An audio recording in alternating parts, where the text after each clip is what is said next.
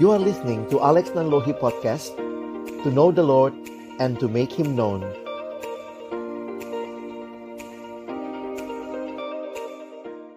Baik, selamat sore Bapak Ibu Saudara sekalian. Mari sama-sama kita berdoa sebelum kita membaca merenungkan firman Tuhan. Kami datang dalam ucapan syukur, memuji, menyembah-Mu ya Tuhan. Dan tiba waktunya bagi kami untuk membuka firman-Mu. Kami mohon ketika kami membuka firman-Mu, bukalah juga hati kami. Jadikanlah hati kami seperti tanah yang baik, supaya ketika benih firman-Mu ditaburkan, boleh sungguh-sungguh berakar, bertumbuh, dan juga berbuah nyata di dalam kehidupan kami. Tolonglah kami semua ya Tuhan, agar kami bukan hanya jadi pendengar-pendengar firman yang setia, tapi mampukan dengan kuasa, dengan pertolongan dari Roh-Mu yang kudus, kami dimampukan menjadi pelaku-pelaku firman-Mu di dalam kehidupan kami. Bersabdalah ya Tuhan, kami anak-anak-Mu sedia mendengarnya dalam satu nama yang kudus, nama yang berkuasa, nama Tuhan kami Yesus Kristus.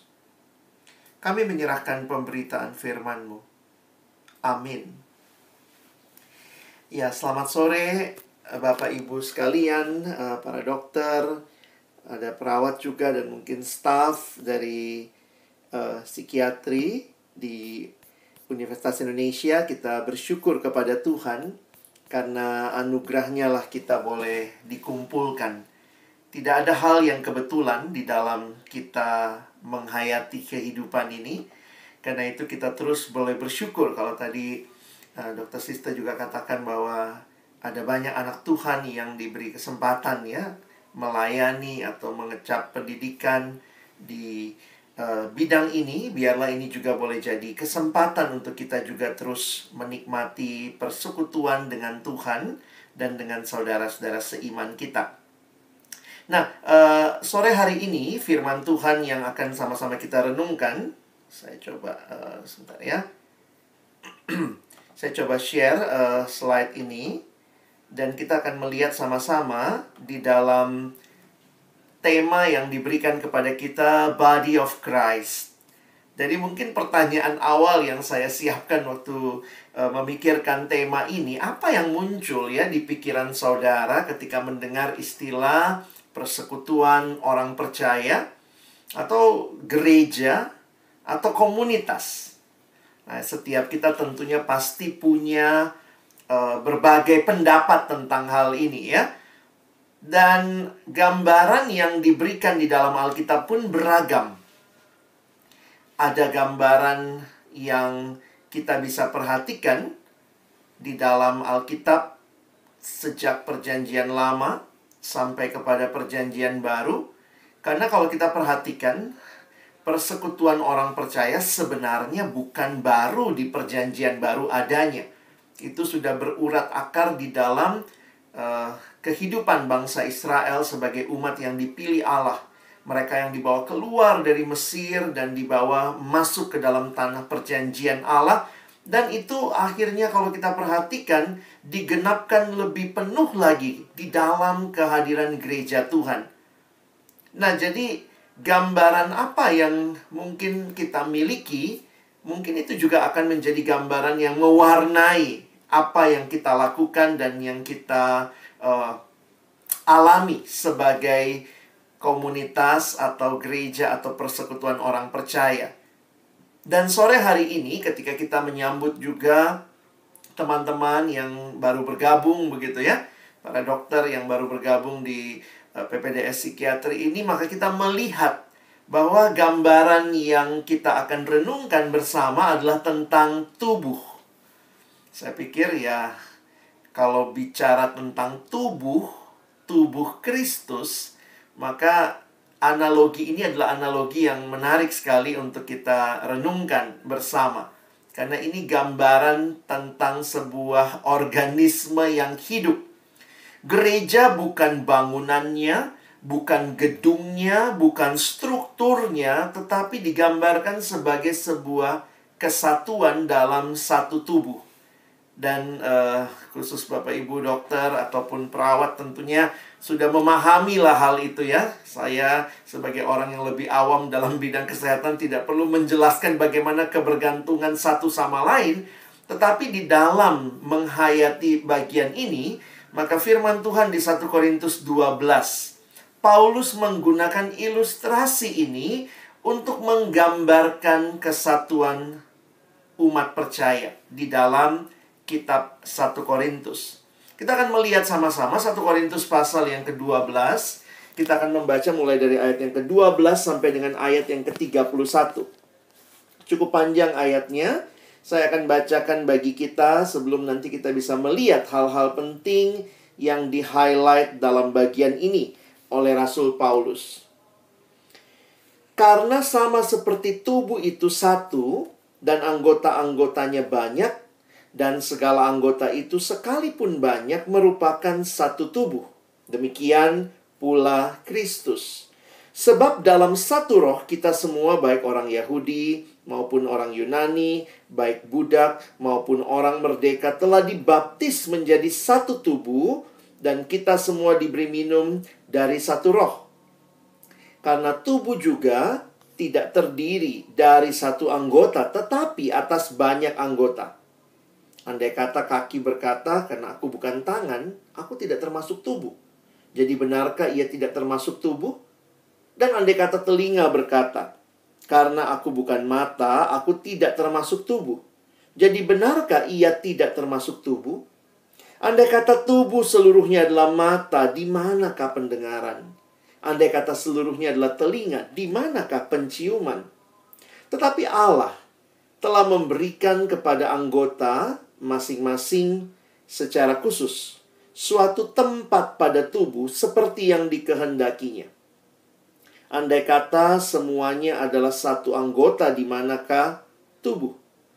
Memang ada banyak anggota, tetapi hanya satu tubuh. Jadi mata tidak dapat berkata kepada tangan, aku tidak membutuhkan engkau. Dan kepala tidak dapat berkata kepada kaki, aku tidak membutuhkan engkau. Malahan justru anggota-anggota tubuh yang nampaknya paling lemah yang paling dibutuhkan. Dan kepada anggota-anggota tubuh yang menurut pemandangan kita kurang terhormat, kita berikan penghormatan khusus. Dan kepada anggota-anggota kita yang tidak elok, kita berikan perhatian khusus. Hal itu tidak dibutuhkan oleh anggota-anggota kita yang elok.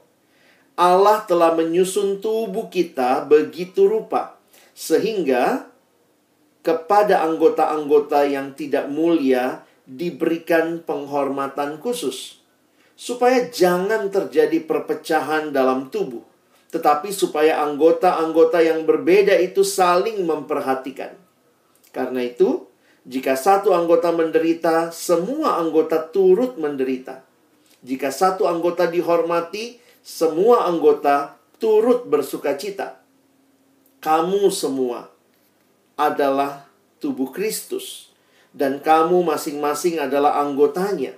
Dan Allah telah menetapkan beberapa orang dalam jemaat. Pertama sebagai rasul, kedua sebagai nabi, ketiga sebagai pengajar. Selanjutnya, mereka yang mendapat karunia untuk mengadakan mujizat, untuk menyembuhkan, untuk melayani, untuk memimpin, dan untuk berkata-kata dalam bahasa roh. Adakah mereka semua rasul, atau nabi, atau pengajar? Adakah mereka semua mendapat karunia untuk mengadakan mujizat, atau untuk menyembuhkan, atau untuk berkata-kata dalam bahasa roh, atau untuk menafsirkan bahasa roh?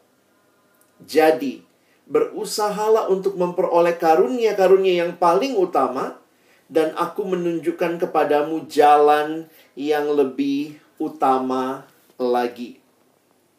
Sedemikian jauh pembacaan firman Tuhan. Berbahagialah kita yang bukan hanya membacanya, tetapi juga merenungkannya, menerapkan dalam hidup kita, dan bahkan membagikannya.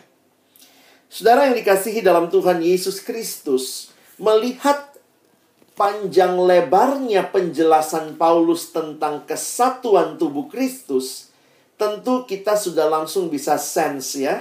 Sama kalau mungkin Bapak Ibu sekalian yang biasa mendengarkan cerita dari pasien akan tahu ya, ini akar masalahnya apa ini.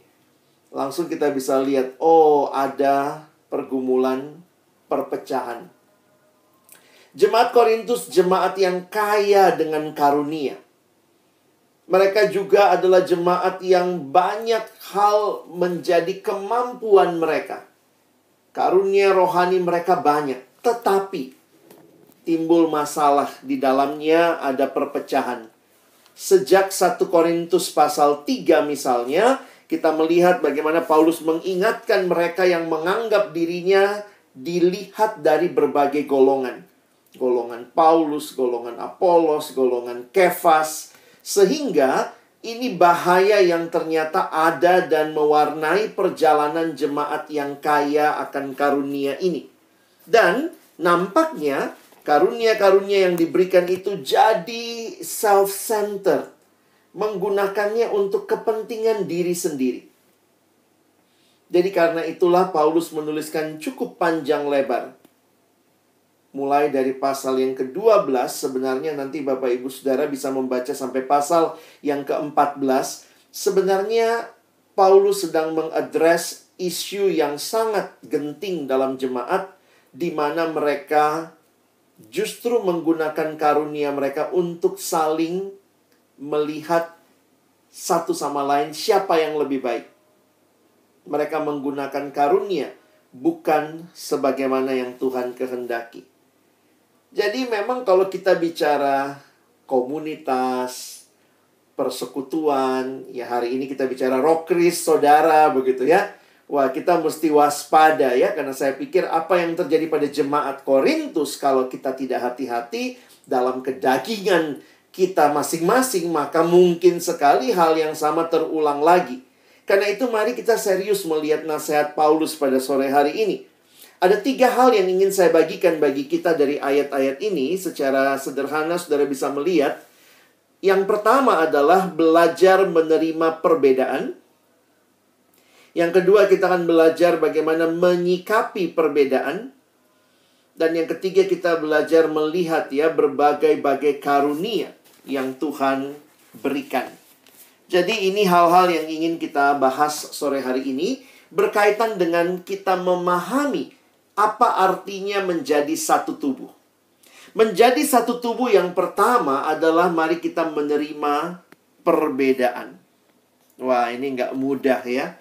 Karena memang kita adalah orang-orang yang senengnya mungkin semua orang nggak mesti satu dengan kita dalam fisik mungkin. Tetapi kalau satu pikiran, wah kita rasa wah itu orang yang mendukung kita. Jadi memang pergumulan menerima perbedaan ini pergumulan yang tidak mudah. Ya. Apa yang Paulus ingatkan, nanti Bapak Ibu Saudara bisa mencatat, melihat bahwa yang pertama adalah coba terima perbedaan karena kita adalah satu tubuh, kata Paulus, dan terdiri atas banyak anggota. Ayat 12, ayat 14, ayat 17. Jadi sebenarnya agak tersebar ya. Selalu dia tekankan satu tubuh, banyak anggota.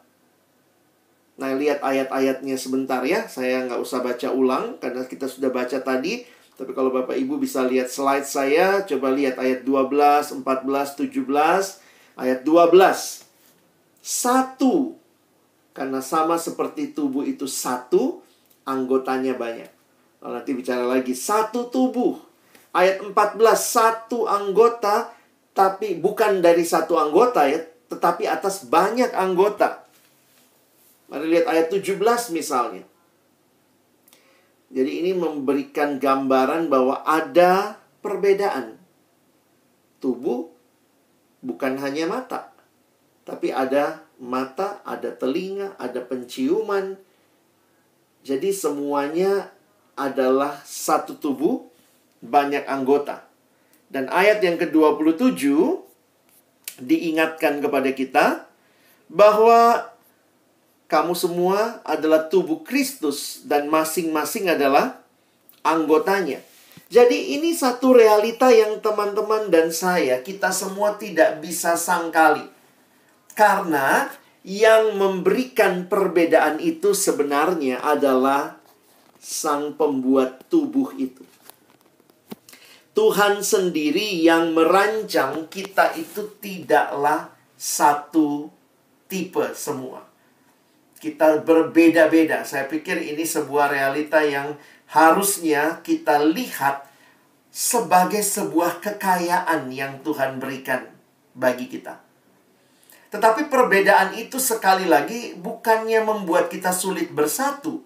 Seharusnya kita bisa melihat bahwa kesatuan itu mungkin karena Allah yang menciptakan kita berbeda juga memberikan kita kesatuan di dalam roh. Kita dipersatukan di dalam Kristus. Perhatikan ayat 13. Sebab dalam satu roh kita semua, ya, lalu lihat ini perbedaan orang Yahudi, orang Yunani, budak, orang merdeka dibaptis menjadi satu tubuh dan kita semua diberi minum dari satu roh. Kesatuan kita adalah kesatuan di dalam karya Roh Kudus yang telah menyatukan kita. For in one spirit we were all baptized into one body. Karena itu, mari menghayati, ya, kesatuan dalam Kristus adalah kesatuan dalam keberagaman, bukan keseragaman. Ini hal yang nampaknya mudah kita tangkap. Tapi jujur dalam realita sulit dilakukan, ya. Apalagi dengan kedagingan kita. Mungkin juga karena posisi-posisi yang kita peroleh, senioritas yang ada dalam masyarakat, kultur yang berbeda, budaya yang dominan, bisa menganggap bahwa harus sama dengan yang saya mau. Harus sama dengan yang saya inginkan. Dan seringkali tanpa sadar di dalam gereja, di dalam persekutuan orang percaya, mungkin kita bilang kita terima keberagaman. Tapi kita sedang memperjuangkan tanpa sadar keseragaman. Bisa mungkin hal itu terjadi kalau kita tidak hati-hati. Tubuh menyatakan ada perbedaan. Tetapi tubuh juga menyatakan ada kesatuan. Dan kesatuan itu bukanlah keseragaman. Di dalam jemaat Korintus, kalau Bapak Ibu perhatikan konteksnya, mereka punya ranking-ranking tertentu nampaknya terhadap orang dan karunia-Nya. Karena itu kayaknya mereka menganggap yang punya karunia ini lebih dari yang lain. Sehingga mungkin disanjung begitu rupa.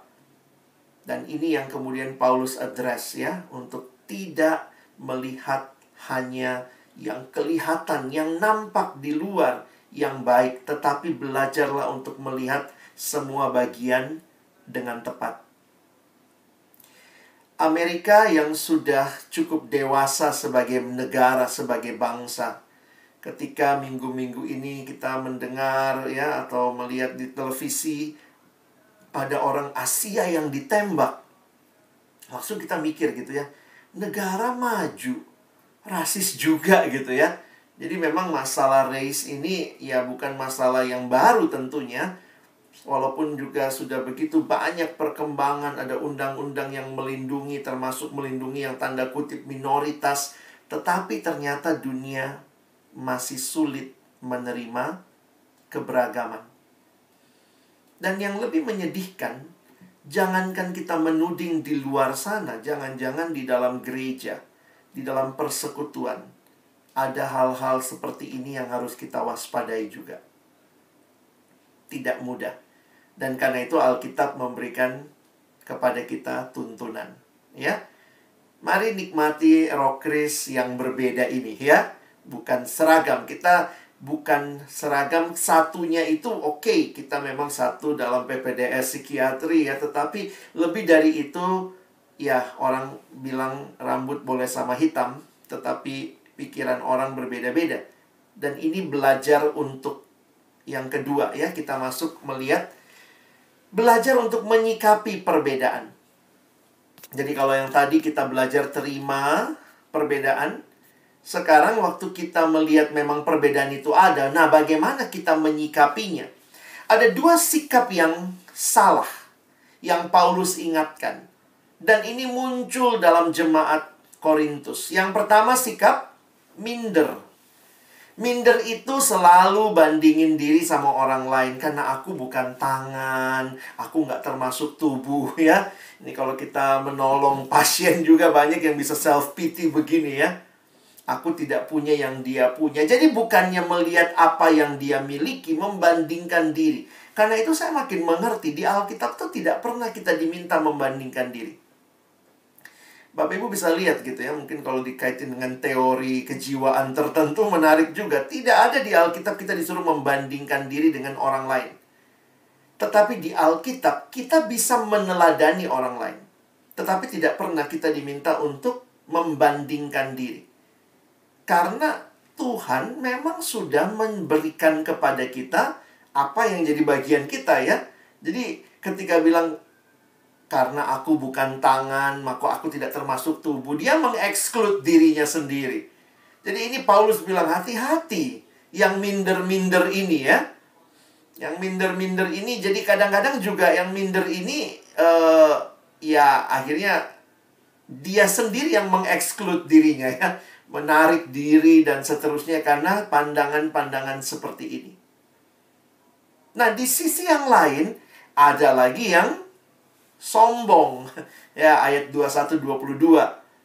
Yang ngomong, aku nggak butuh kamu, gitu ya. Andai, jadi mata tidak dapat berkata kepada tangan, aku tidak membutuhkan engkau. Atau kepala berkata kepada kaki, aku tidak membutuhkan engkau. Jadi bagian ini bagi saya menolong kita untuk melihat, iya ya. Ini dua sikap yang seringkali kita miliki atau hadapi di dalam dunia, bahkan di dalam jemaat. Ini yang Paulus katakan, jemaat dengan begitu banyak karunia. Ketika yang satu melihat karunianya segala-galanya, lalu bisa merasa sombong. Yang lain membandingkan diri, saya nggak punya karunia kayak dia. Merasa minder. Ini, kalau kata anak sekarang ya, ini jemaat yang toksik ya. Satu sisi minder, sebagian jemaatnya, sebagiannya lagi sombong. Karena itu Paulus mengingatkan, bagaimana menyikapi perbedaan. Sikap yang seharusnya, ayat 18, terima bahwa ini semua desainnya Allah. Dan Allah yang mendesain itu telah memberikan kepada anggota masing-masing secara khusus suatu tempat pada tubuh seperti yang dikehendakinya. Belajar untuk melihat. Melihat pertama kepada Allah.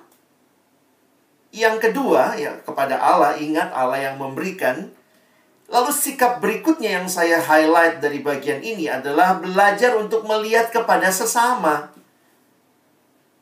Bukan cuma lihat kepada Allah, ya udahlah begini saja. Tetapi kita pun didorong untuk, tentu ya pasti ada melihat diri kan. Nggak mungkin kita memperhatikan sesama tanpa kita sendiri juga ya sehatlah secara konsep diri. Mungkin begitu kalau istilah-istilah dalam kejiwaannya ya.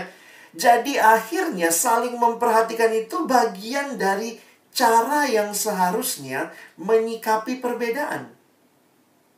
Karena Tuhan memang menempatkan kita berbeda, dan karena itu kita bukan hanya diri kita. Mata itu bukan cuma mata. Mata itu ada di dalam satu sistem yang namanya tubuh. Karena itu kebergantungan saling ini jadi penting. Nah, memang konteksnya di sini perpecahan ya, makanya Paulus ingatkan supaya jangan terjadi perpecahan dalam tubuh, tetapi supaya anggota yang berbeda itu saling memperhatikan. Paling tidak di dalam ayat 26, kalau ada yang menderita, semua ikut menderita. Memang sih ya kita bilang iya, dia sakit mata, dia sakitnya apa, sakit lever gitu ya. Tapi itu kan bukan cuma levernya sebagai satu bagian yang terpisah. Begitu dia dibilang sakit, maka sebenarnya secara tubuhnya, seluruhnya, bahkan kita bicara mungkin jiwanya, itu satu kesatuan yang tidak terpisahkan. Jadi, ini prinsip yang saya pikir Paulus nih dalam anatomi sederhana abad pertama ya, dia bisa menghayati sedalam ini, saudara. Dan ini yang dia coba sampaikan. Bagaimana sikap yang seharusnya. Pandanglah kepada Tuhan, tapi juga belajar memperhatikan. Ini jadi bagian yang Tuhan berikan. Dan hal yang terakhir, ada berbagai-bagai karunia. Dan ini yang kemudian menjadi satu dorongan yang Paulus berikan untuk jemaat sadari. Karena dikatakan Allah yang menetapkan beberapa orang. Nah, lihat ini karunianya. Ada rasul, nabi, pengajar, untuk melakukan mujizat, menyembuhkan, melayani, memimpin, berkata-kata dalam bahasa roh. Semua ini, tapi yang menarik begini. Bapak Ibu perhatikan, ini semua apa yang Paulus sedang tekankan. Perhatikan ayat 31. Saya cukup kaget setelah bicara semua karunia ini. Jadi berusahalah, perhatikan kalimatnya. Berusahalah untuk memperoleh karunia-karunia yang paling utama. Tapi kalimat berikutnya menarik. Dan aku menunjukkan kepadamu jalan yang lebih utama lagi. Terus berakhir tuh. Ya, 1 Korintus 12 berakhir. Dan apa sih jalan yang lebih utama lagi? Mungkin kalau kita pikir-pikir, apa ya jalan yang lebih utama? Sudah karunia-karunia ini kan top semua. Rasul, nabi, pengajar, mujizat, menyembuhkan, berkata bahasa roh, segala macam. Tapi Paulus bilang, oke, berusahalah, kejar itu semua. Kira-kira begitu ya. Tapi aku akan menunjukkan kepadamu jalan yang lebih utama lagi. Apa jalan itu? Persis di bawah ayat ini, mulailah 1 Korintus 13. Kasih. Ternyata kalau kita perhatikan, yang Paulus sampaikan, karunia bukan segala-galanya. Wah, ini menarik untuk kita gali ya. Saya coba angkat satu ayat saja. Perhatikan 1 Korintus 13 ayat 1. Kalau tadi ada yang bisa bahasa roh ya, ada yang punya karunia menyembuhkan, tiba-tiba Paulus ngomong begini. Ini a good self-reflection ya, ayat pertama. Sekalipun aku dapat berkata-kata dengan semua bahasa manusia dan bahasa malaikat, lebih top dari kamu yang cuma bisa bahasa roh. Kira-kira kalau Paulus boleh ngomong bahasa sehari-hari ya. Sekalipun aku, kata Paulus, bisa berkata dengan semua bahasa manusia dan bahasa malaikat, tetapi jika aku tidak mempunyai kasih, aku sama dengan gong yang berkumandang dan canang yang gemerincing. Wow, apa sih maksudnya? Ketika karunia dimiliki, tapi tidak dimiliki kasih, maka sebenarnya karunia itu dapat menjadi sesuatu hanya demi kepentingan sendiri. Perhatikan kalimat ini. Jemaat Korintus adalah jemaat yang kaya akan berbagai karunia rohani dari Allah. Namun mereka mempergunakan karunia tersebut dengan sikap yang salah. Karena itu Paulus tunjukkan jalan yang lebih utama. Mereka, kata Paulus, kamu kaya karunia, tapi kamu miskin kasih. Kenapa miskin kasih? Nah, sekarang ini kuncinya sebenarnya ya. Nah, coba kita refleksikan ke gereja ya, kepada tubuh Kristus. Ternyata Tuhan kasih karunia di dalam satu tubuh ada tujuannya. Tujuannya apa? Bukan untuk diri kita sendiri. Perhatikan, itu tujuannya 1 Korintus 12 ayat 7. Dikaruniakan penyataan roh untuk kepentingan bersama. 1 Korintus 14 ayat 4 dan 5. Nggak usah kita baca semua, lihat yang saya warnai merah saja. Semua dikasih karunia, bahasa roh, nubuat. Untuk apa? Supaya bisa membangun jemaat. Perhatikan di bagian bawah. Kalau ada yang bahasa roh harus ada yang menafsirkan. Supaya apa? Supaya jemaat dapat dibangun. Jadi sebenarnya semua yang sedang diupayakan dalam keberagaman kita adalah demi membangun satu sama lain. 1 Korintus 14 ayat 12. Demikian pula dengan kamu. Kamu memang berusaha untuk memperoleh karunia-karunia roh, tetapi lebih daripada itu, hendaklah kamu berusaha mempergunakannya untuk membangun jemaat. Saudara, sadarkah kita bahwa gereja itu bukan sekadar kumpulan orang yang datang di satu hari, janjian, ibadah bersama, nanti ada firman, ada lagu, ada beri persembahan. Tetapi ini adalah sebuah komunitas yang digambarkan dengan tubuh Kristus. Dan tubuh itu semuanya harus saling membangun. Karunia harus dipandang dengan tepat. Perbedaan karunia yang berbeda-beda seharusnya dipandang bukan sebagai kompetisi, namun sebagai kesempatan untuk bersinergi.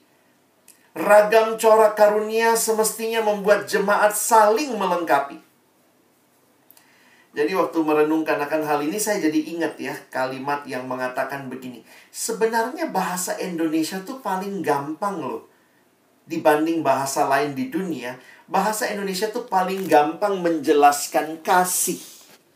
Apa itu kasih? Kasih, ya kasih. Ya. Love is giving. Love is not taking, ya. Kasih itu ya kasih. Love is giving. Love is not taking. Kalau love is taking, that is not love. That is rampoking, saudara. Arahnya kasih itu adalah untuk orang lain. Kasih itu arahnya kepada yang dikasihi, bukan kepada diri yang mengasihi. Jadi waktu saya pikir-pikir ya, pantas ya Paulus bilang, kamu punya semua karunia. Tapi bukannya kamu berpikir tentang orang lain, kamu pikir tentang dirimu. Kamu jadi sombong, yang punya banyak karunia. Kalau nggak punya, tahu-tahu jadi minder. No, karunia semua yang ada dinikmati keberagaman di dalam jemaat sebenarnya adalah cara Tuhan untuk membangun kita satu sama lain. Sadarkah saudara, kadang-kadang kita kalau datang ke gereja, ke persekutuan, kita selalu berpikir gini ya, saya dapat apa? Ya. Tetapi kalau menghayati seperti ini, kalau betul saya dipakai Tuhan untuk membangun orang lain, maka harusnya saya juga berpikir gitu ya, apa yang bisa saya kontribusikan supaya orang lain dibangun. Gereja saat ini banyak didatangi orang yang tanda kutip maunya ngerampok ya. Kalau ke gereja selalu, saya dapat apa? Nanti dapat apa? Kalau datang acara Natalan gitu, nanti dapat apa? Souvenirnya apa? Orang ke gereja kayak mau ngerampok ya, semua berkompetisi atau buru-buruan, saya dapat apa? Saya dapat apa? Saya dapat apa? Kalau benar kasih yang menguasai kita, harusnya cara pandang kita berbeda. Saya bisa ngasih apa ya? Saya bisa ngasih apa? Karena apa? Karena ternyata Tuhan hadirkan saya itu bukan tanpa makna. Saya nggak bisa jadi minder gitu. Aduh, saya nggak ada apa-apanya. Atau jadi sombong, sayalah segala-galanya. Saya bisa berkontribusi dengan tepat. Dan sebenarnya itulah gereja. Satu kesimpulan yang saya ambil dari sebuah buku yang saya baca, buku ini membahas ayat-ayat ini dalam 2 bab. Bab pertama dia tulis begini, tubuh Kristus membutuhkan kita. Tapi yang kedua dia juga bilang, kita membutuhkan tubuh Kristus. Teman-teman dan saya, ingatlah, tubuh Kristus itu butuh kita, karena Tuhan memang ciptakan kita ya, dengan berbagai karunia kita. Dan kita juga butuh tubuh Kristus, karena disitulah tempat di mana Tuhan mendewasakan kita. Persekutuan orang percaya, gereja, dan secara khusus di tempat saudara hadir sekarang ada Rockris. Ini cara Tuhan yang indah untuk Tuhan sedang membangun saudara dan saya. Tuhan sedang membangun kita dengan hadirnya orang-orang percaya lainnya. Dan kita saling membutuhkan. Tidak ada yang punya semua karunia, tidak ada yang tidak punya karunia. Itu mesti dihayati ya. Jangan jadi minder, jangan jadi sombong, tapi mari berpartisipasi. Teman-teman yang hadir, para dokter yang baru bergabung, bukan karena kalian masih baru, kalian tidak ada gunanya, ya bukan. Tapi ada bagian yang pasti juga Tuhan percayakan. Melalui kehadiran saudara tadi ya, waktu saya dengar dokter Sister bilang, mari kita belajar untuk Kalau punya pergumulan apa, datang gitu ya. Bukan hanya yang akademis, non-akademis. Ya kalau kita satu keluarga, satu tubuh, ya ayo saling memperhatikan. Itu bagian hidup kita. Itu bukan sekadar sesuatu untuk pemanis kita persekutuan, kita rokris.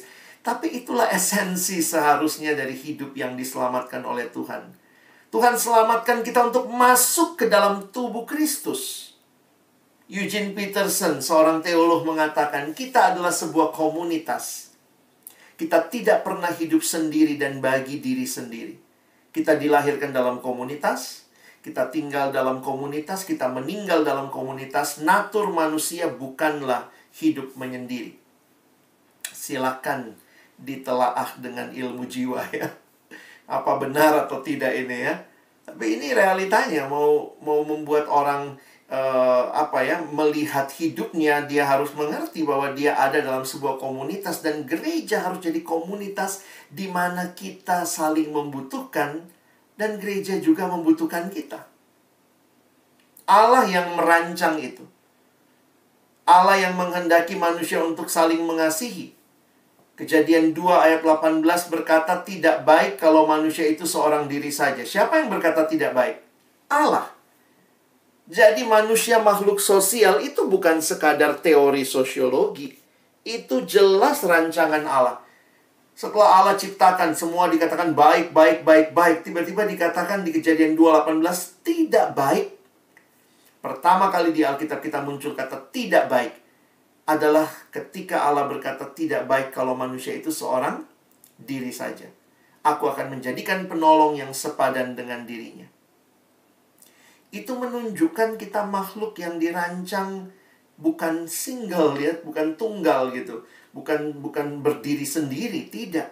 Kita bergantung kepada Allah dan kita diberikan sesama sebagai companion kita menjalani hari-hari kehidupan.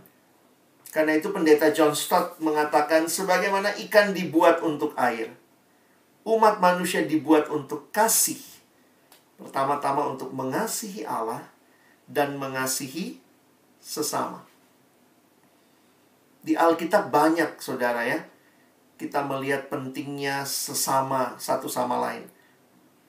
Bahkan di dalam 1 Yohanes 4, kalau Bapak Ibu ada waktu nanti bisa baca, God's love is seen in how Christian love one another.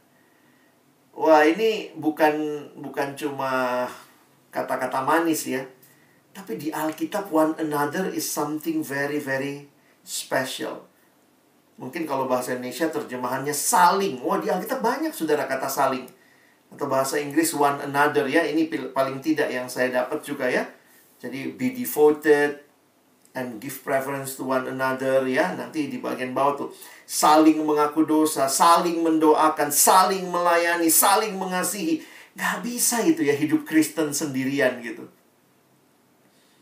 Memang betul tidak ada gereja yang sempurna, ya. Nggak ada gereja yang sempurna.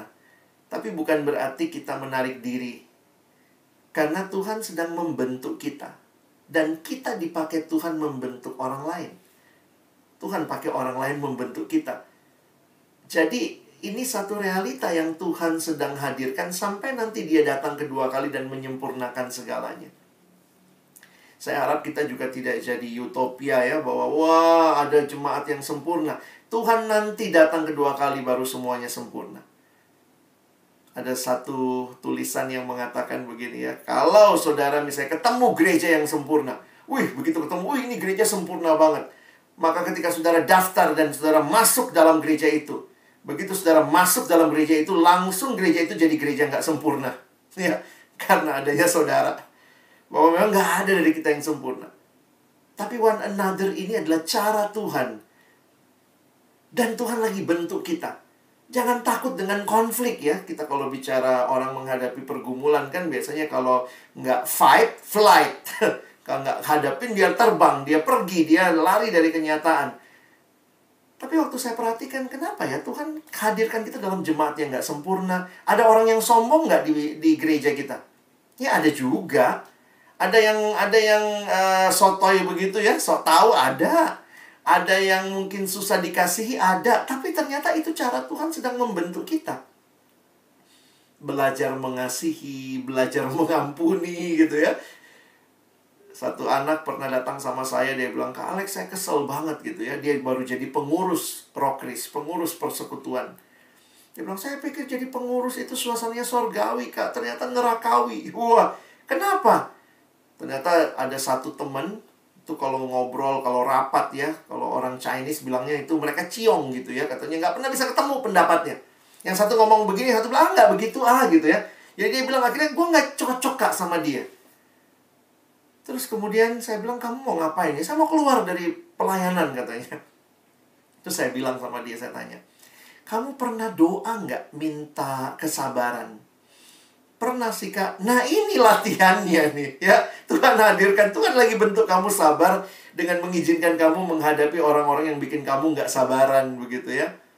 Tidak semuanya akan berjalan seperti yang kita mau, tetapi seperti yang Tuhan mau, Dia tidak sedang meninggalkan kita. Dia hadir dan sedang mendampingi, membentuk kita melalui tubuhnya. Tubuh Kristus. Kurang banyak, teman-teman. Kurang banyak Bapak Ibu sekalian, one another-nya. Saya tambahin ya. Silakan PA sendiri ayat-ayatnya. Alkitab banyak sekali one anothering.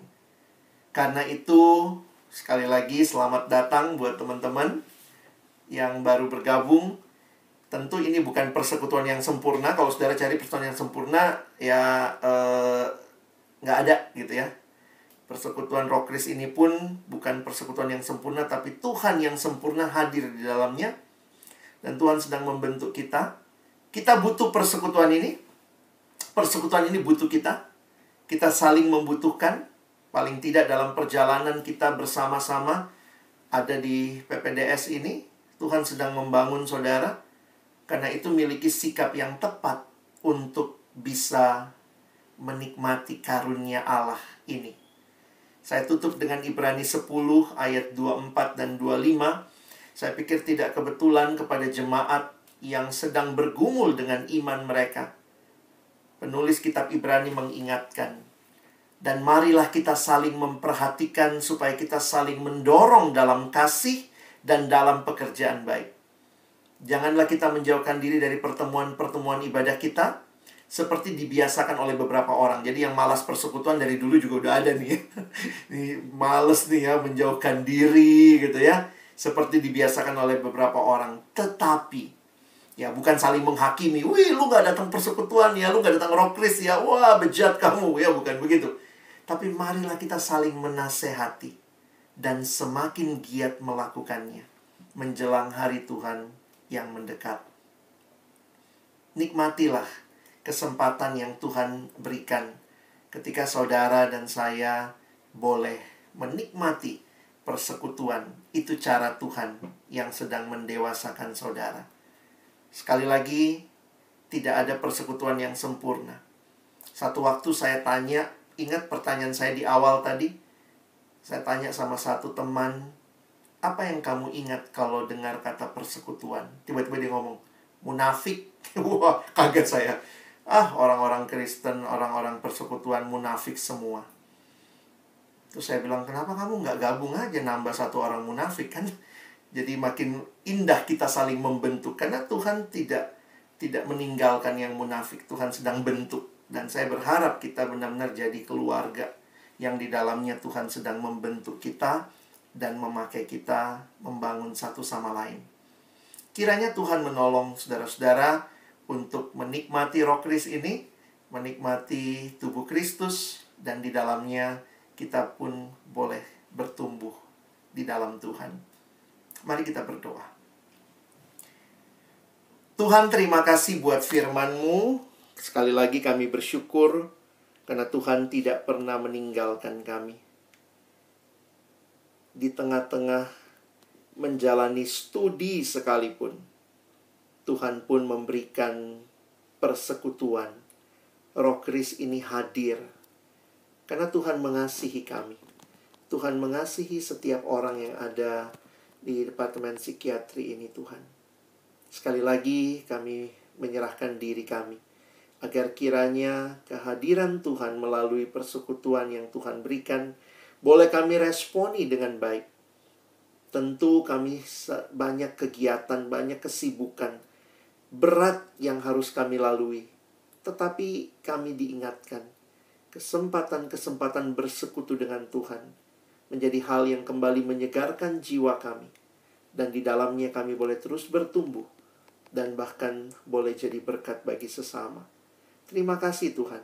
Pakailah Roh Kris ini menjadi Roh Kris yang membawa banyak jiwa kepada Tuhan, bertumbuh di dalam Tuhan, dan bahkan jadi berkat bukan hanya di lingkungan kami yang sesama anak-anak Tuhan, tapi juga bagi mereka yang ada di sekitar kami yang belum mengenal Tuhan. Biarlah mereka boleh melihat Tuhan yang hidup, yang kami saksikan di dalam dan melalui Roh Kris kami ini.